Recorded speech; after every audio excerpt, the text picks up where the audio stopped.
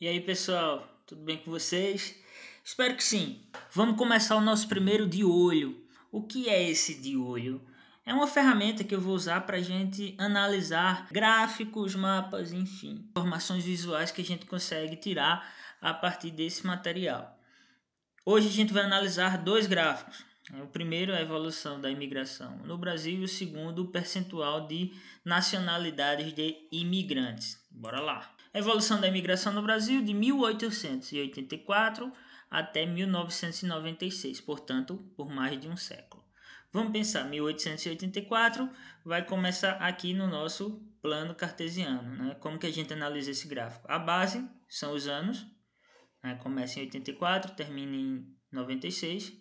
E aqui em 84, em 1984, se completam 100 anos. Nesse outro eixo, a gente tem os milhares de imigrantes, de 0, 20 e vai aumentando.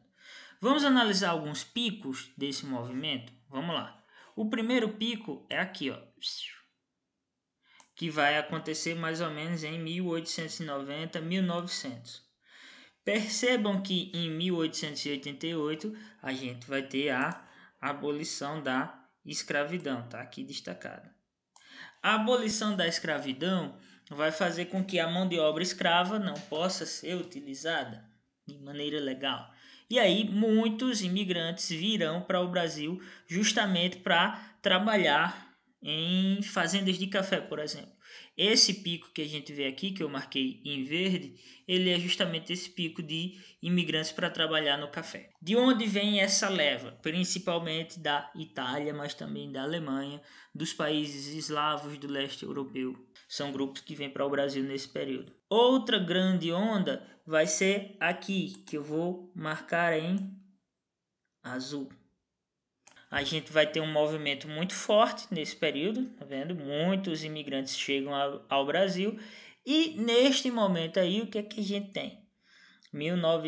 Entre 1910 e 1915 vai começar a Primeira Guerra Mundial. Sabendo dos rumores e a guerra já começando, o que é que vai acontecer? Muita gente virá para cá. Sobretudo esses grupos que eu já falei para vocês. Alemães, os italianos.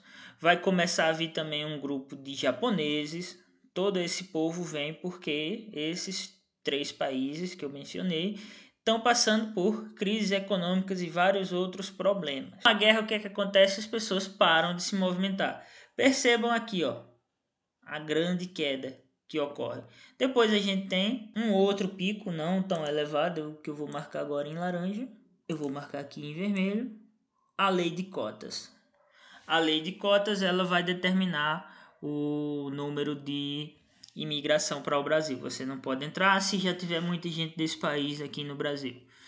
E isso vai fazer com que se reduza muito a chegada de imigrantes no Brasil.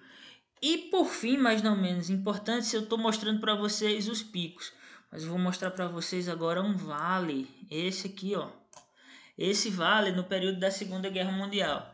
Percebam quais são os principais países que vêm para o Brasil: Alemanha, Itália e Japão. Nos anos 30, sobretudo, muitos japoneses vêm. E o que acontece? Segunda Guerra Mundial. O Brasil está do lado dos Estados Unidos, que é inimigo justamente desses três, ó, da Itália, da Alemanha e do Japão. E aí a gente vai ter uma diminuição muito grande. Um dos períodos em que a gente tem menos imigração para o Brasil, certo?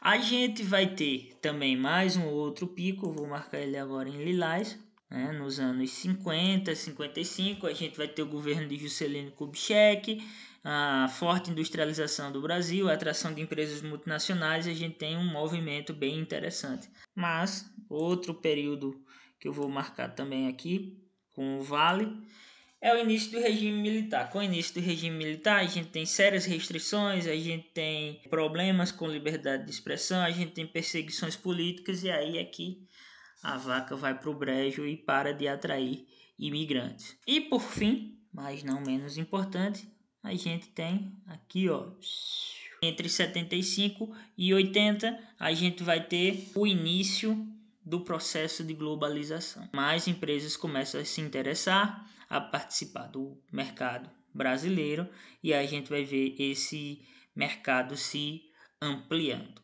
Beleza? Nosso gráfico vai até 96, mas vocês sabem que na década de 2010 esse movimento também vai se acentuar com a chegada de grupos venezuelanos, mas isso fica para um outro gráfico. Vamos para o segundo gráfico? Tá aí, percentual de nacionalidades de imigrantes, isso ao longo da história do Brasil inteiro. E o percentual de nacionalidades de imigrantes no Brasil. O principal percentual de portugueses, pela afinidade idiomática, pelo histórico de colonização e pela facilidade em se adaptar a essas novas terras. Depois, vejam só que interessante, os grupos italianos, com 29,90%. Né? Esse tipo de gráfico pizza, cada fatia mostra o percentual de grupos. Nesse caso, a gente tem as nacionalidades dos imigrantes. Depois, os italianos, sobretudo no sul e no sudeste. Outros grupos, a gente tem diversos. Lembra que eu falei para vocês que tem os eslavos?